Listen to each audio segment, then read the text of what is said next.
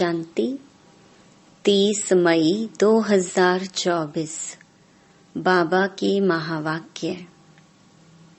मीठे बच्चे, तुम्हें पहला पहला निश्चय चाहिए कि हमको पढ़ाने वाला स्वयं शांति का सागर, सुख का सागर बाप है।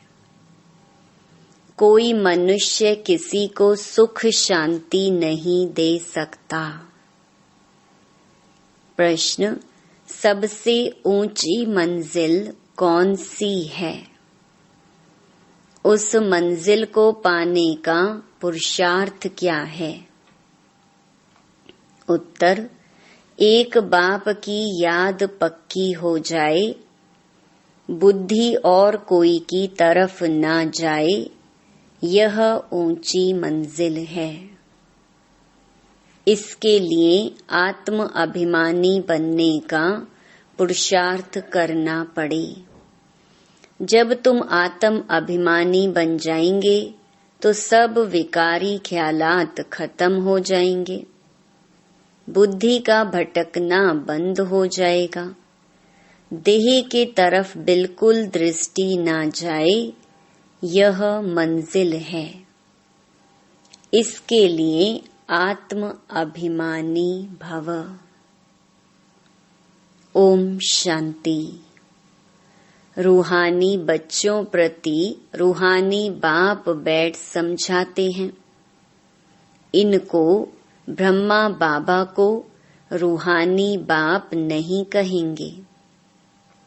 आज के दिन को सतगुरुवार कहते हैं। गुरुवार कहना भूल है, सतगुरुवार। गुरु लोग तो बहुत ढेर हैं, सतगुरु एक ही है। बहुत हैं जो अपने को गुरु भी कहते हैं, सतगुरु भी कहते हैं। अभी तुम बच्चे समझते हो गुरु और सतगुरु में तो फर्क है। सत अर्थात ट्रुथ, सत्य एक ही निराकार बाप को कहा जाता है, न कि मनुष्य को। सच्चा ज्ञान तो एक ही बार ज्ञान सागर बाप आकर देते हैं। मनुष्य को कभी सच्चा ज्ञान दे नहीं सकते। सच्चा है ही एक निराकार बाप। इनका नाम तो ब्रह्मा है। यह किसी को ज्ञान दे न सके। ब्रह्मा में ज्ञान कुछ भी था नहीं। अभी भी कहेंगे इनमें सारा ज्ञान तो है नहीं। संपूर्ण ज्ञान तो ज्ञान सागर परम पिता परमात्मा में ही है। अभी ऐसा कोई मनुष्य नहीं है जो अपने को सतगुरु कहला सके। सतगुरु माना संपूर्ण सत्य। तुम जब सत बन जाएंगे तो फिर यह शरीर नहीं रहेगा। मनुष्य को कभी सतगुरु कह नहीं सकते। मनुष्यों में तो पाई की भी ताकत नहीं है। यह खुद कहते हैं, मैं भी तुम्हारे जैसा मनुष्य हूँ। इसमें ताकत की बात उठ नहीं सकती। यह तो बाप पढ़ाते हैं, ना कि ब्रह्मा। यह ब्रह्मा भी उनसे पढ़कर फिर पढ़ाते हैं। तुम ब्रह्मा कुमार कुमारियां कहलाने वाले भी परमपिता परमात्मा सतगुरु से पढ़ते हो। तुमको उनसे ताकत मिलती है। ताकत का मतलब यह नहीं कि कोई को घूंसा मारो जो गिर पड़े। नहीं, यह है रूहानी ताकत जो रूहानी बाप द्वारा मिलती है। याद के बल से तुम शांति को पाते हो और पढ़ाई से तुमको सुख मिलता है। जैसे और टीचर्स तुमको पढ़ाते हैं वैसे बाप भी पढ़ाते हैं। यह भी पढ़ते हैं, स्टूडेंट हैं। देहधारी जो भी हैं वे सभी स्टूडेंट हैं।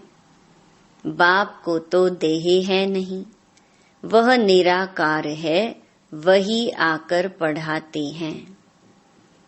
जैसे और स्टूडेंट पढ़ते हैं वैसे तुम भी पढ़ते हो। इसमें मेहनत की बात नहीं। पढ़ने समय हमेशा ब्रह्मचर्य में रहते हैं। ब्रह्मचर्य में पढ़कर जब पूरा करते हैं तब बाद में विकार में गिरते हैं। मनुष्य तो मनुष्य जैसे ही देखने में आते हैं। कहेंगे यह फलाना आदमी है, यह LLB है, यह फलाना ऑफिसर है। पढ़ाई पर टाइटल मिल जाता है, शक्ल तो वही है। उस जिस्मानी पढ़ाई को तो तुम जानते हो। साधु संत आदि जो शास्त्र पढ़ते पढ़ाते हैं उनमें कोई बड़ाई नहीं। उससे कोई को शांति तो मिल नहीं सकती। खुद भी शांति के लिए धक्के खाते हैं। जंगल में अगर शांति होती तो फिर वापस क्यों लौटते। मुक्ति को तो कोई पाता नहीं। जो भी अच्छे अच्छे नामी ग्रामी राम कृष्ण परमहंस आदि होकर गए हैं वह भी सब पुनर्जन्म लेते लेते नीचे ही आए हैं। मुक्ति जीवन मुक्ति को कोई भी पाते नहीं। तमो प्रधान बनना ही है। देखने में तो कुछ नहीं आता।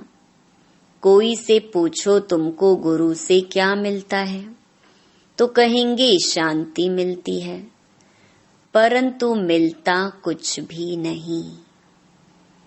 शांति का अर्थ ही नहीं जानते। अभी तुम बच्चे समझते हो बाबा ज्ञान का सागर है और कोई साधु संत गुरु आदि शांति का सागर हो न सके। मनुष्य किसको सच्ची शांति दे नहीं सकते। तुम बच्चों को पहले पहले तो निश्चय करना है, शांति का सागर एक बाप है जो हमको पढ़ाते हैं। सृष्टि का चक्कर कैसे फिरता है वह भी बाप ने समझाया है। मनुष्य मनुष्य को कभी सुख शांति दे नहीं सकते। यह ब्रह्मा उनका रथ है, तुम्हारे जैसा स्टूडेंट ही है। यह भी गृहस्थ व्यवहार में रहने वाला था, सिर्फ बाप को अपना रथ लोन पर दिया है, सो भी वानप्रस्थ अवस्था में। तुमको समझाने वाला एक बाप है। वह बाप कहते हैं सबको निर्विकारी बनना है। जो खुद नहीं बन सकते तो फिर अनेक प्रकार की बातें करेंगे, गालियां भी देंगे।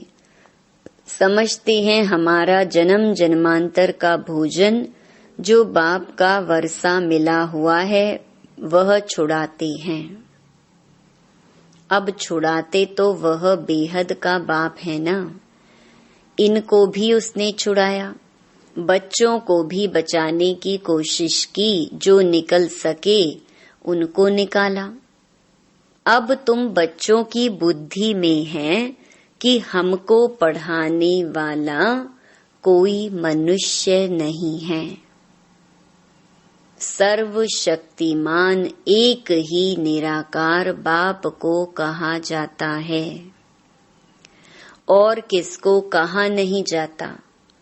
वही तुमको नॉलेज दे रहे हैं, बाप ही तुमको समझाते हैं। यह विकार तुम्हारा सबसे बड़ा दुश्मन है। इनको छोड़ो। फिर जो नहीं छोड़ सकते हैं वे कितना झगड़ा करते हैं। माताएं भी कोई कोई ऐसी निकल पड़ती हैं जो विकार के लिए बड़ा हंगामा करती हैं।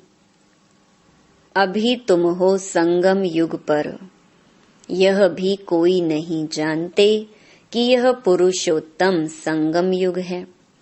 बाप कितना अच्छी रीति समझाते हैं। बहुत हैं जिनको पूरा निश्चय है, कोई को सेमी निश्चय है, कोई को 100%, कोई को 10% भी है। अब भगवान श्रीमत देते हैं, बच्चे मुझे याद करो। यह है बाप का बड़ा फरमान। निश्चय हो तब तो उस फरमान पर चले ना। बाप कहते हैं, मेरे मीठे बच्चों, तुम अपने को आत्मा समझ बाप को याद करो। इनको याद नहीं करना है। मैं नहीं कहता, बाबा मेरे द्वारा तुमको कहते हैं। जैसे तुम बच्चे पढ़ते हो तो यह भी पढ़ता है। सब स्टूडेंट हैं। पढ़ाने वाला एक टीचर है।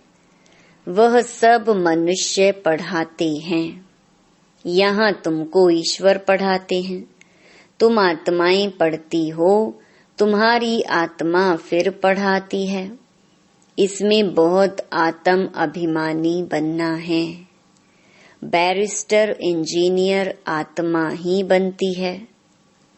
आत्मा को अब देह अभिमान आ गया है। आत्म अभिमानी के बदले देह अभिमानी बन पड़े हैं। जब आत्म अभिमानी हो तब विकारी नहीं कहला सकते। उनको कभी विकारी ख्याल भी नहीं आ सकता। देह अभिमान से ही विकारी ख्याल आते हैं।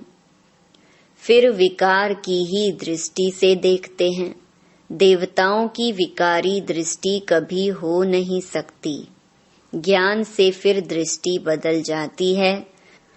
सतयुग में ऐसे थोड़े ही प्यार करेंगे, डांस करेंगे। वहाँ प्यार करेंगे, परंतु विकार की बांस नहीं होगी।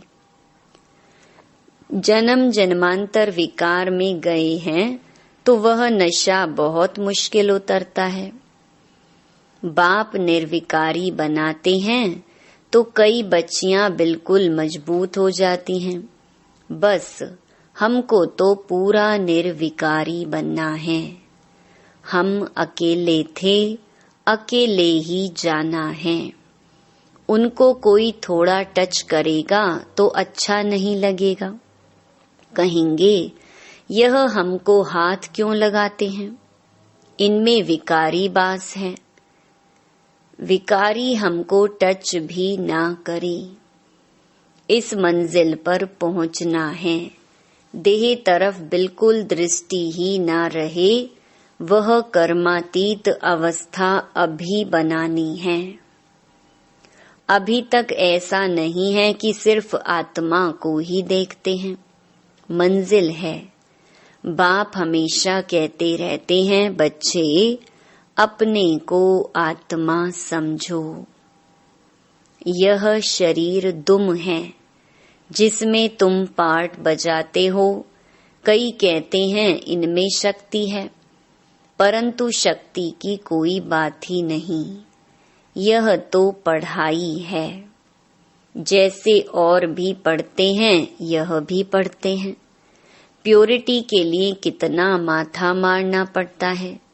बड़ी मेहनत है। इसलिए बाप कहते हैं, एक दो को आत्मा ही देखो। सतयुग में भी तुम आत्म अभिमानी रहते हो। वहाँ तो रावण राज्य ही नहीं, विकार की बात नहीं। यहाँ रावण राज्य में सब विकारी हैं। इसलिए बाप आकर निर्विकारी बनाते हैं। नहीं बनेंगे तो सजा खानी पड़ेगी। आत्मा पवित्र बनने बिगर ऊपर जा न सके। हिसाब किताब चुकतू करना पड़ता है, फिर भी पद कम हो पड़ता है। यह राजधानी स्थापन हो रही है। बच्चे जानते हैं स्वर्ग में एक आदि सनातन देवी देवताओं का राज्य था। पहले पहले तो जरूर एक राजा रानी होंगे, फिर डायनेस्टी होगी। प्रजा ढेर बनती है, उसमें अवस्थाओं में फर्क पड़ेगा। जिनको पूरा निश्चय नहीं, वह पूरा पढ़ भी न सके, पवित्र बन न सके। आधा कल्प के पतित एक जन्म में 21 जन्मों के लिए पावन बने, मासी का घर है क्या? मुख्य है ही काम की बात। क्रोध आदि का इतना नहीं। कहाँ बुद्धि जाती है तो जरूर बाप को याद नहीं करते हैं। बाप की याद पक्की हो जाएगी तो फिर और कोई की तरफ बुद्धि नहीं जाएगी। बहुत ऊंची मंजिल है। पवित्रता की बात सुनकर आग में जल मरते हैं। कहते हैं यह बात तो कभी कोई ने कही नहीं, कोई शास्त्र में है नहीं। बड़ा मुश्किल समझते हैं। वह तो है ही निवृत्ति मार्ग का धर्म अलग। उनको तो पुनर्जन्म ले फिर भी सन्यास धर्म में ही जाना है। वही संस्कार ले जाते हैं। तुमको तो घर बार छोड़ना नहीं है, समझाया जाता है भल घर में रहो। उन्हों को भी समझाओ, अब है संगम युग। पवित्र बनने बिगर सतयुग में देवता बन नहीं सकेंगे। थोड़ा भी ज्ञान सुनते हैं तो वह प्रजा बनती जाती है। प्रजा तो ढेर होती है ना। सतयुग में वजीर भी नहीं होते, क्योंकि बाप संपूर्ण ज्ञानी बना देते हैं। वजीर आदि चाहिए अज्ञानियों को। इस समय देखो एक दो को मारते कैसे हैं। दुश्मनी का स्वभाव कितना कड़ा है। अभी तुम समझते हो हम यह पुराना शरीर छोड़ जाकर दूसरा लेते हैं। कोई बड़ी बात है क्या? वह दुख से मरते हैं, तुमको सुख से बाप की याद में जाना है। जितना मुझ बाप को याद करेंगे तो और सब भूल जाएंगे, कोई भी याद नहीं रहेगा। परंतु यह अवस्था तब हो जब पक्का निश्चय हो। निश्चय नहीं तो याद भी ठहर नहीं सकती। नाम मात्र सिर्फ कहते हैं, निश्चय ही नहीं तो याद काहे को करेंगे। सबको एक जैसा निश्चय तो नहीं है ना। माया निश्चय से हटा देती है, जैसे के वैसे बन जाते हैं। पहले पहले तो निश्चय चाहिए बाप में। संशय रहेगा क्या कि यह बाप नहीं है। बेहद का बाप ही ज्ञान देते हैं। यह तो कहता है मैं सृष्टि के रचयिता और रचना को नहीं जानता था। मेरे को कोई तो सुनाएगा। मैंने 12 गुरु किए, उन सबको छोड़ना पड़ा। गुरु ने तो ज्ञान दिया नहीं, सतगुरु ने अचानक आकर प्रवेश किया। समझा पता नहीं क्या होना है। गीता में भी है ना, अर्जुन को भी साक्षात्कार कराया। अर्जुन की बात है नहीं, यह तो रथ है ना। यह भी पहले गीता पढ़ता था। बाप ने प्रवेश किया, साक्षात्कार कराया कि यह तो बाप ही ज्ञान देने वाला है, तो उस गीता को छोड़ दिया। बाप है ज्ञान का सागर। हमको तो वही बताएगा ना। गीता है माई बाप, वह बाप ही है जिसको त्वमेव माताश्च पिता कहते हैं। वह रचना रचते एडॉप्ट करते हैं ना। यह ब्रह्मा भी तुम्हारे जैसा है। बाप कहते हैं इनकी भी जब वानप्रस्थ अवस्था होती है तब मैं प्रवेश करता हूँ। कुमारियां तो हैं ही पवित्र, उनके लिए तो सहज है। शादी के बाद कितने संबंध बढ़ जाते हैं, इसलिए देही अभिमानी बनने में मेहनत लगती है।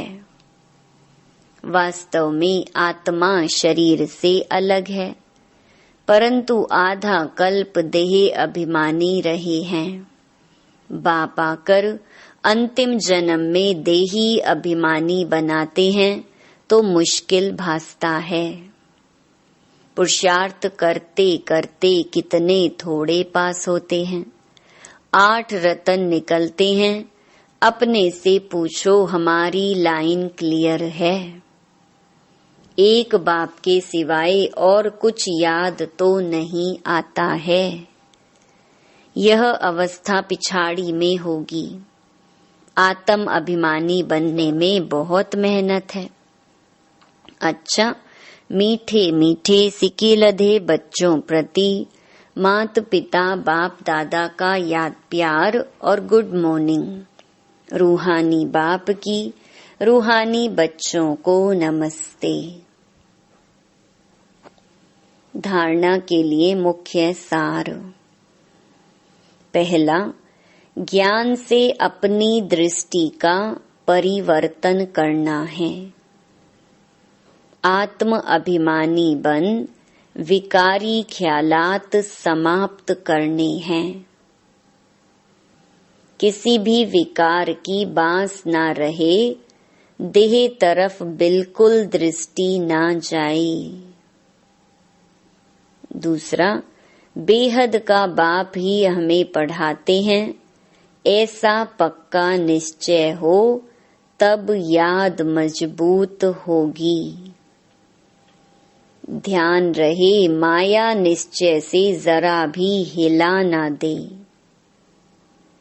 वरदान, सेवा भाव से सेवा करते हुए आगे बढ़ने और बढ़ाने वाले निर्विघ्न सेवाधारी भव।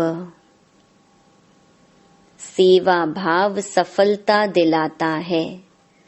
सेवा में अगर अहम भाव आ गया तो उसको सेवा भाव नहीं कहेंगे। किसी भी सेवा में अगर अहम भाव मिक्स होता है तो मेहनत भी ज्यादा, समय भी ज्यादा लगता और स्वयं की संतुष्टि भी नहीं होती। सेवा भाव वाले बच्चे स्वयं भी आगे बढ़ते और दूसरों को भी आगे बढ़ाते हैं। वे सदा उड़ती कला का अनुभव करते हैं। उनका उमंग उत्साह स्वयं को निर्विघ्न बनाता और दूसरों का कल्याण करता है। स्लोगन, ज्ञानी तो आत्मा वह है जो महीन और आकर्षण करने वाले धागों से भी मुक्त है। ओम शांति।